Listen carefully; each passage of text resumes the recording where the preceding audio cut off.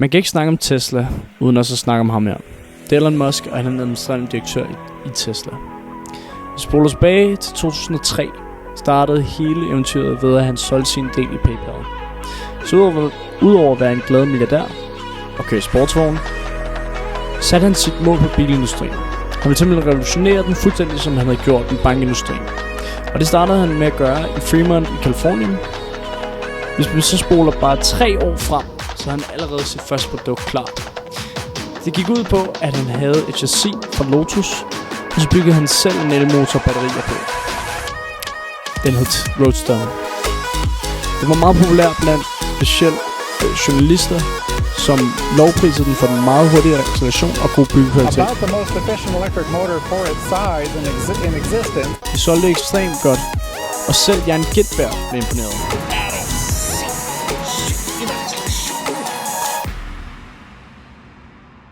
Lehman Brothers will file for bankruptcy this evening under circumstances that without the government's assistance. Tesla stod i det problem, at der ikke er nogen, der ville finansiere dem. Så de kunne enten lukke, eller innovere sig ud af det. Så Elon Musk gik til præsident Obama, og de kunne få et lån, hvis de kunne levere et produkt. Så de gik i gang med et kæmpe projekt for at relancere, og designede sig simpelthen ud af det. I den her periode, der havde de simpelthen blevet revet ud af den her vækstfase, de var i, og nu stod for at kunne reetablere, for simpelthen at overleve. Og i 2012 kom den her reetablering. Det var en Model S. Og det, der gør Model S'en så speciel, det var, at den tog det her firma fra total krise til kæmpe overskud på fuldstændig rekordtid. Den var blandt andet den bedst sælgende bil i Danmark i 2015. Og det siger jeg ikke så lidt, for den tog nemlig alt, der var at tage. Det er den første elektriske luksussedan, og den er så inkarneret en del af, hvad vi kan se på Tesla, at de er på vej i en fuldstændig vild og innovativ retning.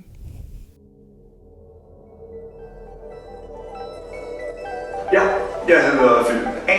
Jeg er marketing associate i Tesla, så jeg har ansvaret for hele Danmark markedsføring, og så har jeg ansvaret for Skåneregionen også. Okay. Så jeg er også i Sverige med. Ja. Jeg har været her i 1 år og 5 måneder, så det er relativt nyt. Tesla bruger meget energi på deres produkt, fordi at de mener, at det flyder ud i resten af deres marketingstrategi. Tesla har brugt utrolig mange penge på at produktudvikle og få og sikre sig, at deres produkt bliver ordentligt første gang. Det kan ses. Tesla, vurderer vi, er utrolig lækre produkter. De kører lækkert, de ser lækre ud, og de fungerer godt. Det kan fx ses på Model X'ens falkevingedør-design. Det forsinkede den globale produktudvikling af Model X'en i 7 måneder. Det vil altså sige, at der gik 7 måneder længere, før den her bil kunne begynde at skabe noget omsætning. Men igen, de har nu fået en del omtale på at få de her til at fungere.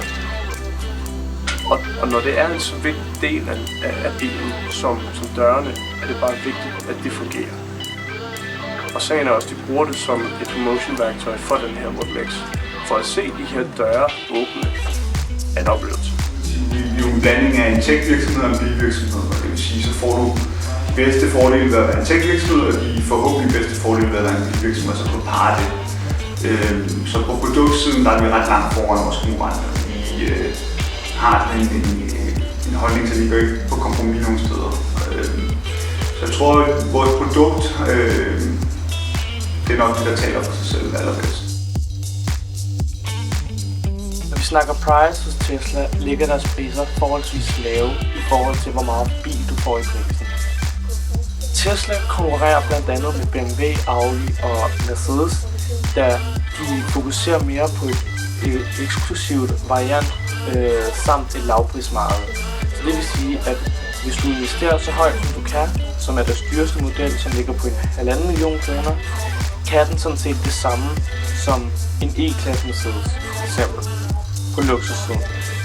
Sælge en bil til 900.000 til en mand, som kommer fra en tilsvarende bil i samme prisklasse, så begynder han at gå på kompromis med rækkevidden ret meget, fordi vores 60 kW batteri ikke kører meget mere end 300 km.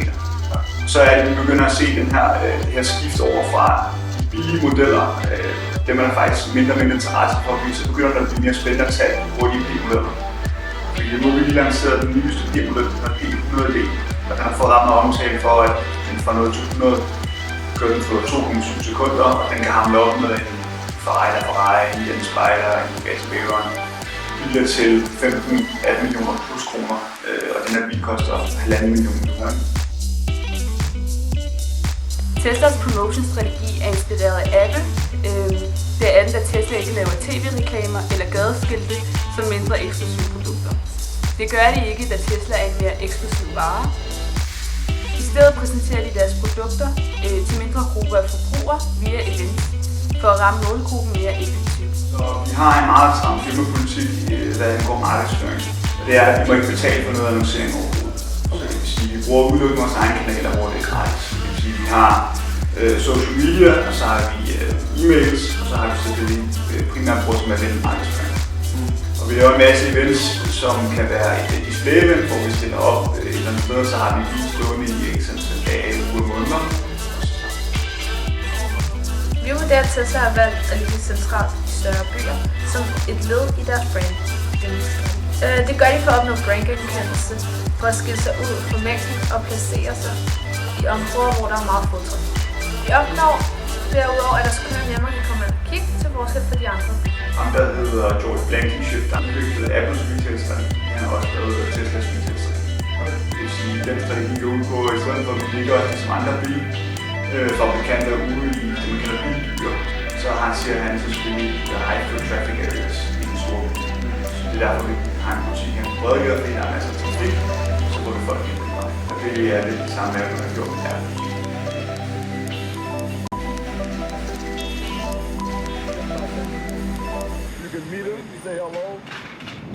Det vi prøver at lave på verdensplan er CSR bare på globalt set. Vi ser det på en lidt større skala. Revolutionary.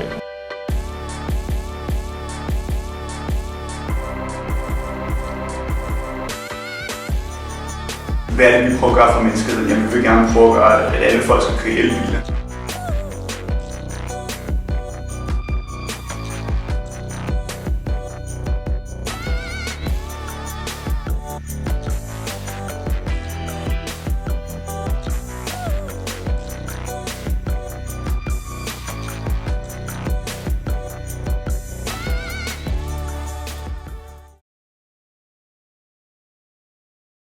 Og det er det, CSR går ud på.